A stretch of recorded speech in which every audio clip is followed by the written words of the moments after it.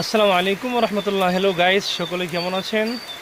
আলহামদুলিল্লাহ, আমি ভালো আছি, কিন্তু বেশি ভালো নয়। কারণ হচ্ছে আম, তো গ্রামে আসছিলাম ঘোরার জন্য, কিন্তু বৃষ্টি আসলে রাস্তার যে পরিস্থিতি, যে পরিবেশ হয়, তা আপনাদেরকে দেখাচ্ছি। তো দেখেন, এই যে বৃষ্টি হচ্ছে, তো রাস্তার অবস্থা দেখেন। এই রাস্তা দিয়ে না সামনের দিকে যাওয়া যায়, না পিছনের দিকে আসা যায়। দেখেন রাস্তা কি করুণ অবস্থা, কি করুণ দুর্দশা।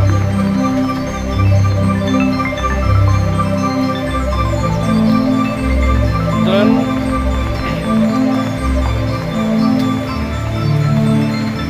গতলা বাজার থেকে, গতলা চৌরাস্তা থেকে চরবহলি, পুরাতন জামে মসজিদ, এই পর্যন্ত রাস্তা আলহামদুলিল্লাহ মোটামুটি ভালো। কিন্তু এরপর থেকে মাটি কলা, পশ্চিমপাড়া, কান্দাপাড়া, হাবিয়াজুরি, এই রাস্তার হালত খুবই খারাপ।